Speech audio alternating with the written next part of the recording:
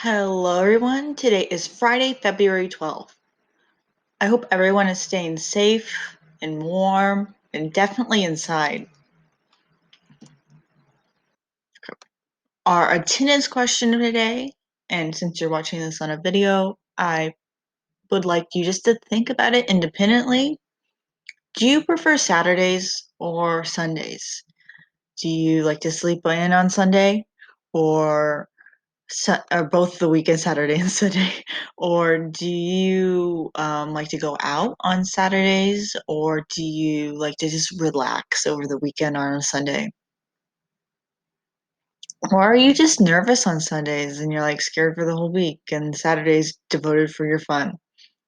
Just let me know. I'm moving on. Today's agenda is we've already covered our attendance question, so yay, you got one thing done. And then today in Texas history is right up next, and that'll be really relevant for today. And then we have our warm-up questions, and then they're kind of connected. Our warm-up questions are connected to our TELPAS writing prompt. And the writing prompt and the warm-up questions are kind of connected to what we covered yesterday with the life of a Civil War soldier. Then next, did you know that grades are due for progress reports and they're out today? So I want everyone to, even a reminder, just make sure they have everything in order and their grades. So their everything you have athletics and track is up to par. That you can make your athletics and you can get into track. And just a quick note, since you're watching a video, anything else on the screen, you can definitely play it and read it. Like if you want to play the music later, like just for fun or while you're studying, it's totally cool with me. And definitely the affirmations. While I'm talking, you can read over them. I love them. Love that. Okay. Next is Today in Texas History. And this one is when I read it and I got it, and I was like, oh my god, this is so similar to today. I have to let everyone know. So the Arctic cold stiffens Tulia in February 12th, 1899. So Tulia, Texas is like up near Amarillo, you see on the picture. And it was reported the coldest temperature ever, and that temperature was a negative 23 Fahrenheit. So if you're thinking today feels like negative 23 Fahrenheit, no.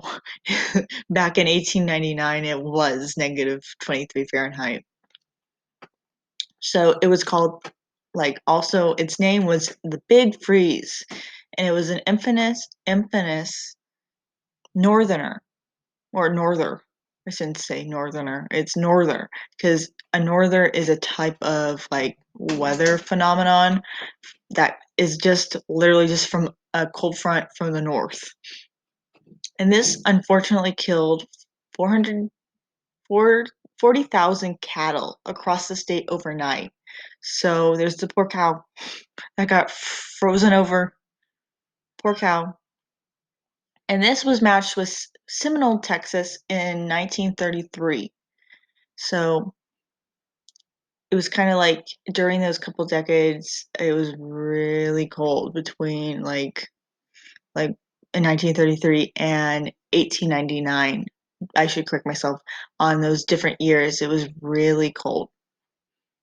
And on the flip side, Fort Worth was reported the highest temperature of a negative, oh, not negative, 120 Fahrenheit in 1935. So Texas summers are really hot, but this Texas summer was really hot, like 120 Fahrenheit.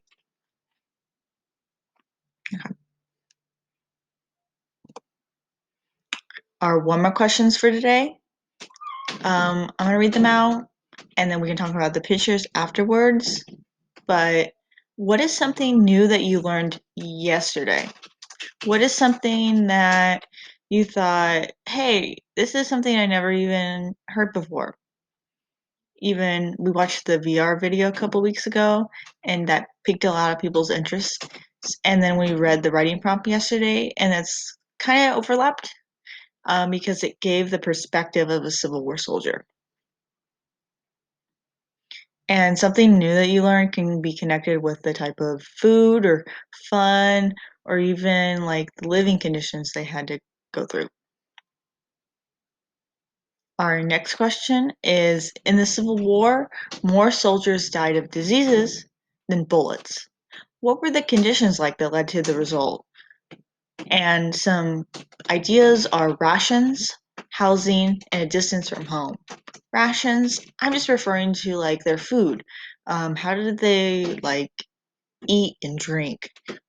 Housing, you see the pictures, like their winter quarters were like a little house, a little shack, and they also had like tents, like really small living conditions. And then think like the distance from home, and I'm gonna add their weather. So were they homesick? Were they bored? Um, their weather. So we see the winter condition quarters. Um, if you think like if some of the Texas battles were fought in May, and if you know May is a really hot month in Texas, how was it like that in the 1860s? Let me see. Again, they're playing cards. They're just cooking and standing, taking a picture. And then again, they're posing. And I think everyone's kind of posing. Yeah. I'm gonna move on. But I mean, you can pause the video and like look at the images and recall the questions. But I'm gonna move on. Our Schoology assignment today is talking about the life of a Civil War soldier, and it's a writing prompt. And if you click here, it'll go to the writing prompt. And if you click on it, it'll be a Google Docs, and you have this entire page, single space, to write the following topic. You must use correct grammar, spelling, and punctuation.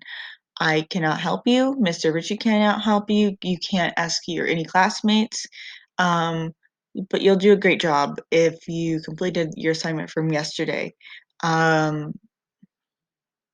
So our question today is, describe what life was like as a Texan soldier during the Civil War. So our questions from yesterday are really close, I should say, really exact from like what we read yesterday. So what difficulties did they face, the soldiers face, while not in battle? What was their overall quality of life? What did they eat and drink? Eat. What did they eat and drink? And what did they do for fun? So you have the entire page to write it. I mean, if you have any questions, you can only ask about like how to perform the paper. So like does it you can only use this page. So and you can only refer back to these questions. That's the only thing I can really help you on. But I want to remind everyone, I really think you'll do a great job if you remember and recall the information from yesterday. And you can even recall stuff from the VR a few weeks ago, but I would mainly focus on yesterday. And I emphasize that this will definitely help if you use yesterday's information. So that's it for me today. I hope everyone stays safe and warm, but I hope everyone has a good weekend. Bye.